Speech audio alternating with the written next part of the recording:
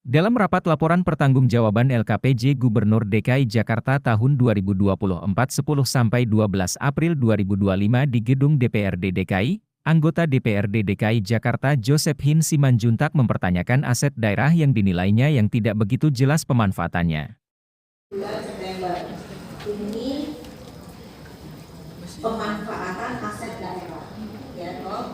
Apakah ini pemanfaatan aset daerah hanya gedung Nyi Ageng Serang, ya kan? Satu itu. Kedua, saya menyambung kemarin dengan Pak Brando itu mempertanyakan mengenai apa BPAD hanya mencatat aset daerah,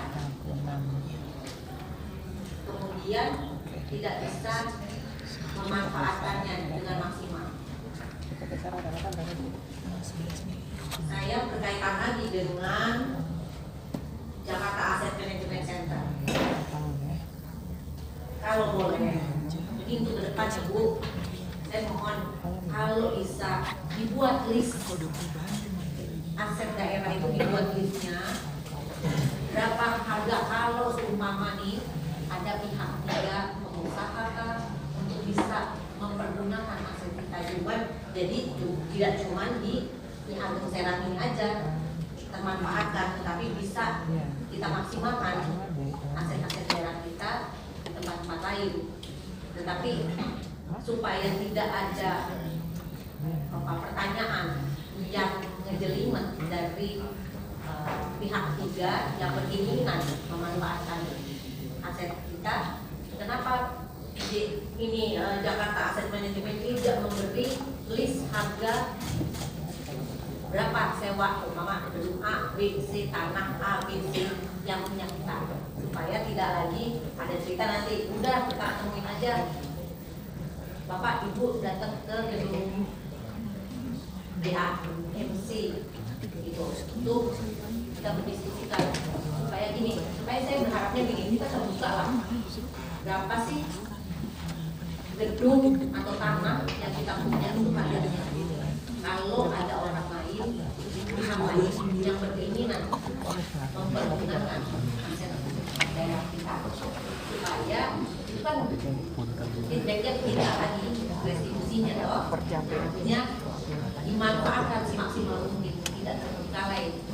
Jadinya ayo deh dibuat, ini kan ada apa gunanya Jakarta Asset Management Center ini kalau akhirnya pihak-pihak lain yang berkeinginan menggunakan aset pemerintah tidak bisa melihat secara gamblang, oh ini nih yang kita pengen, langsung berhubungan dengan aliansi. Tapi kalau sekarang mereka begini, loh ini berapa ya, kayaknya bagus buat kita pakai gitu kan, tetapi dia wondering, bertanya-tanya dalam pikirannya ini berapa harga.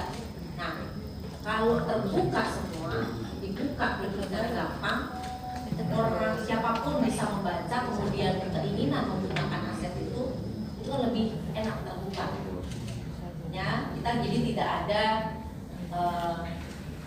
dusta di antara kita lah, gitu kan? Jadi terbuka, tuh harganya berapa, per meternya berapa, gedung ini harganya berapa, bisa dipergunakan seperti apa, gitu kan?